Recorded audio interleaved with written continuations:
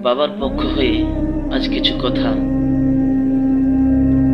মা আমাদের শরীর গঠন করেন, আর বাবা আমাদের পুরো জীবনটাকে গঠন করেন। আমরা মায়ের গর্ভে ছিলাম 9টি বছর, আর বাবার কাঁধে চেপেছিলাম প্রায় 25টি বছর। তবুও কেন যেন বাবা সবসময় চোখের আড়ালে থাকেন। মা প্রতিদিন রান্নাঘরে বিনা বেতনে কাজ করেন, আর বাবা মাসের শেষ পয়সাটিও সংসারের কাজে ঢেলে দেন।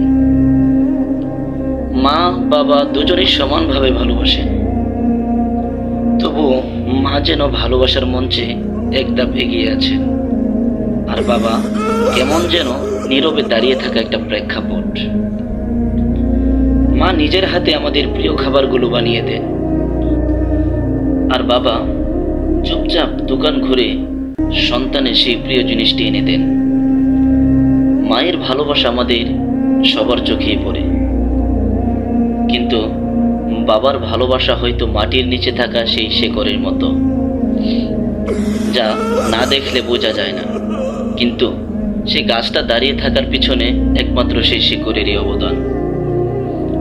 ফোনে কথা বলার সময় আমরা আগে মায়ের খোঁজ নেই, দুঃখ পেলে মায়ের কাঁধে মাথা রাখি।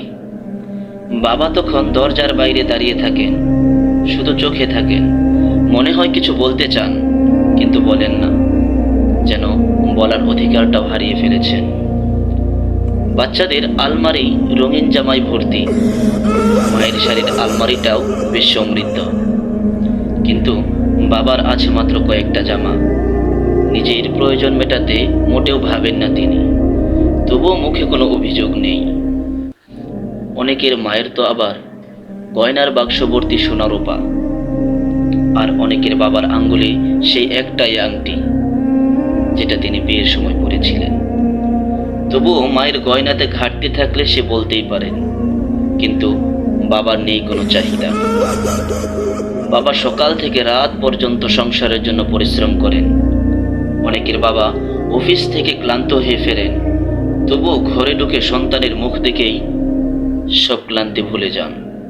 স্বীকৃতি চান না, প্রশংসা চান না, শুধু চান সবাই ভালো থাকুক। যখন মা বাবা দুজনেই বয়সের ভারে নুয়ে পড়েন, তখন সন্তানেরা হয়তো ভাবেন মা অন্তত ঘরের কাজে লাগে, কিন্তু বাবা বয়স হয়েছে তাই কিছু করতে পারেন না।